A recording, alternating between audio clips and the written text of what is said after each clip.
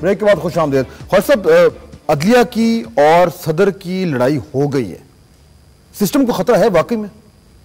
जी, वो खतरा लाहक हो सकता है, क्योंकि अगर सदर साहब को निकालने की कोई भी कोशिश की गई या कोई भी अदालती फैसला, चाहे वो इंसाफ के तकाज़ों के मुताबिक हो, अगर वो आया या उनके इस्तिस्ना को छेड़ा गया तो बात दूर तक जा सकती है, क्योंकि ये कहा जाएगा कि चूंकि सिंधी सदर थे इसलिए उनसे इस्तिस्ना का हक वापस लिया गया या उसकी तशरीह ऐसी की गई, या लोग कहेंगे जो जरदारी साहब के साथ हैं या पीपल्स पार्टी के साथ हैं या पाकिस्तान में स्टेबिलिटी नहीं देखना चाहते या जिन लोगों को आदत नहीं है इंसाफ की या जिन लोगों को आदत नहीं है कि चोरी पकड़ी जाए तो चोरी का माल भी बरामद हो, तो ये एक बड़ी खराबी हो सकती है। और ये मुझे तो कोई गलतफहमी नहीं है कि यूसुफ रज़ा गिलानी साहब और उनके साथी जो हैं वो अपने पार्टी लीडर का साथ नहीं छोड़ेंगे। फैसल साहब, ये इंपॉर्टेंट बात है कि ये ख्वाजा साहब यही कह रहे हैं कि अगर 248 को रीइंटरप्रेट किया गया और सदर साहब के खिलाफ अदालती फैसले इस तरीके के आए तो बहुत बड़ा खदशा हो सकता है। कहने का इनका मेरा ख्याल है मतलब ये कि इसको नहीं छेड़ना चाहिए। आप तो एग्री करेंगे मेरा ख्याल है? विफाकी पार्टी हैं, हम एक विफाकी पार्टी हैं। ख्वाजा साद रफीक साहब ने आज उस बयान की पुरजोर हिमायत की जो कुछ अर्सा कबल शहबाज शरीफ साहब ने दिया था कि सिर्फ पंजाब पे हमले नहीं करना, बाकी हर जगह कर दो, तो मैं नहीं समझता कि हम कोई सिंधी कार्ड खेल रहे हैं, ना ही कोर्ट के अंदर। मैं आपको एक बात आज बताता चलूं, हमने कभी ये भी नहीं कहा, मिसअंडरस्टैंडिंग हुई है आपको। मैं बिल्कुल आपने की बात की ना, मैं इसलिए बात कर रहा हूँ कि वो सिंधी के खिलाफ कोई जो है फैसला हो गया, हमने कभी ये नहीं कहा। हम एक विफाकी पार्टी है, हम एक विफाकी पार्टी है, और मैं आपको ये बताता चलूं कि सुप्रीम कोर्ट में कोई सिंधी जज भी मौजूद नहीं है। हमने ये भी कभी नहीं कहा, हमने कभी नहीं कहा। आप रिकॉर्ड तलाश कर लें, चेक कर लें, हमने कभी नहीं कहा। हमने कभी ये नहीं कहा कि ख्वाजा शरीफ साहब ने अपनी किताब में लिखा है कि मुझ पे एहसान या अल्लाह का है या नीचे शहबाज शरीफ साहब का, हमने कभी नहीं कहा। एक सेकंड रुके फैसल रज़ा आबदी साहब, मैं आपको सुनता रहता हूँ, खुशकिस्मती या बदकिस्मती से आज इकट्ठे हो गए हैं। आप उस किताब का नाम बता दें। आप रोज ख्वाजा शरीफ के बारे में बैशिंग करते हैं। उनका सफरनामा है जी, वो सबको आप गलत फरमा रहे हैं। आप 20 बार ये बात कह चुके हैं। 2-4 किताबें चंद रह गई थी, एक मेरे पास मौजूद है, मैं आपको भाई बोलने तो दो किसी को अपना। फैसल भाई, आप मेहरबानी करो, एक दिन वो किसी मेहरबानी करें वो किताब ले आए आप किसी प्रोग्राम में, ताकि ये किस्सा तो पाक हो। आप रोज इल्जाम लगाते हो एक ऐसे शख्स पे। मैंने इल्जाम नहीं, मैं इल्जाम लगा रहा हूं, जिनको मैं इसलिए जानता हूं। मुझे ले ले सुने ना फैसल साहब, बात के अंदर या इल्जाम लगा भाई फैसल साहब, बात तो इजाजत तो दें बात करने की ना। आप तो शायद उन्हें नहीं जानते होंगे, मगर मैं उनके अजदाद को भी जानता हूं। वो तो और तरह के लोग हैं, वो तो किसी के आगे हाथ फैलाने वाले लोग नहीं है, और वो बड़ा असूली शख्स है ख्वाजा मोहम्मद शरीफ। आप जानते नहीं है, आप उनके बारे में रोज एक बात कर देते हैं। हमारी कब्रें सामने हमने, हम मिले नहीं है उनसे आज तक जब से वो जज बने हैं। आप रोज उनके बारे में एक ऐसी बात कर देते हैं। खुदा का वास्ता आप वो किताब लेके आए, अगले प्रोग्राम में मैं भी आ जाऊंगा ताकि ये तो पता लगे। चले जी, तो ना करें बात कर लेते हैं आज कि मैं ये किताब आपको तोहफतन कल ही TCS मैं आपका बड़ा शुक्रगुजार करके। आपने अगर ये कहा है ना कि उन्होंने कभी हाथ नहीं फैलाया, तो आज मैं उसी किताब का एक और सफा भी कोट कर देता हूं कि मैं एक बार मियां नवाज शरीफ साहब के पास गया, तंगदस्त था, तो उन्होंने एक लिफाफों से भरा हुआ, पैसों से भरा हुआ लिफाफा मुझे दिया। खुदा का खौफ करें फैसल साहब, उसमें लिखा हुआ है। फैसल साहब जाने दें, इस प्रोग्राम को ठीक चलने दें। आप एक ऐसे इल्जाम लगा रहे हैं जिनका कोई सर पैर नहीं है।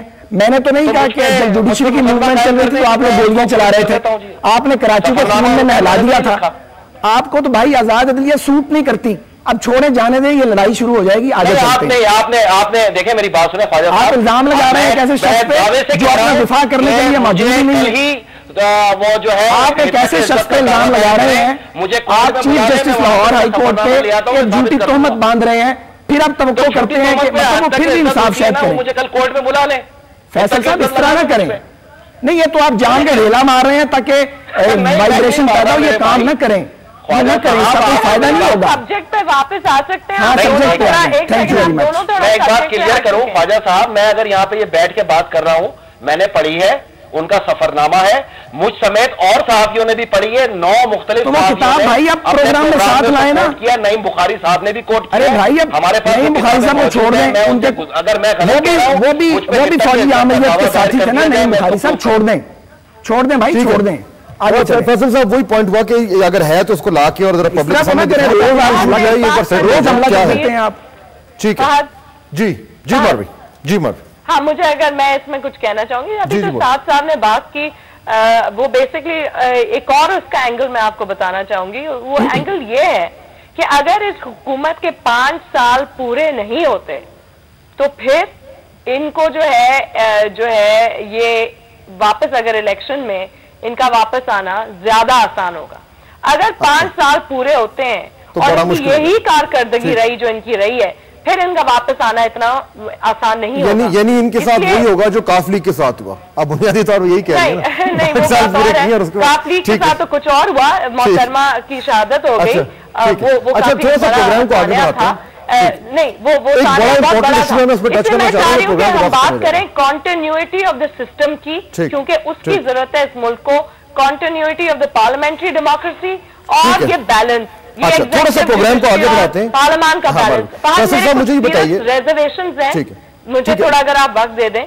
मैं एक्चुअली एक बड़ा इंपॉर्टेंट इशू है, वो लोग सुनना चाह रहे हैं, उस पर अभी तक हमें समझ नहीं आ रही। मैं आपसे भी जानना चाहूंगा, फैसल आब्दी साहब मुझे बताएं कि जो यूएन रिपोर्ट का मामला हुआ है उस पे तो तर्जुमान है वाने सदर के, उन्होंने कहा कि जी हमने रुकवाई है क्योंकि कुछ और लोगों से बात करने की जरूरत है जो हेड्स ऑफ स्टेट्स है, जिन्होंने ये कहा था मोहतरमा को पहले कि जी आपके खिलाफ हमला हो सकता है। लेकिन आज तर्जुमान जो है अक़वाम मुत्तहिदा के, उन्होंने ऐवान सदर की बात को रद्द कर दिया। उन्होंने कहा जी हमारी तफ्तीश मुकम्मल है, हम इस रिपोर्ट को नहीं खोलेंगे। ये रिपोर्ट रुकवाई क्यों गई?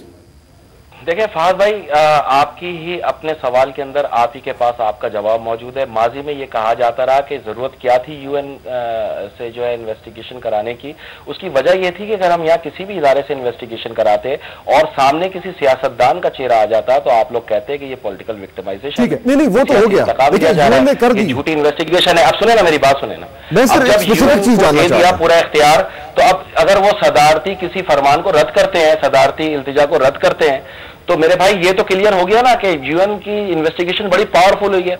अब रिपोर्ट उनके पास मुरतब हुई भी रखी है। आज 1 जुलाई है, इंशाअल्लाह ताला 14 दिन बाद वो जब रिपोर्ट की अशात होगी, तो आप ये ना सोचें कि रुकवाई की हुई है। आप इस चीज पर मेरे हमख्याल हो जाए कि जो भी मोरद इल्जाम सामने आया उसका हक, हमारा हक है कि हम उस पर फांसी का मुतालबा करके उसको सरेआम लटकते हुए देखें।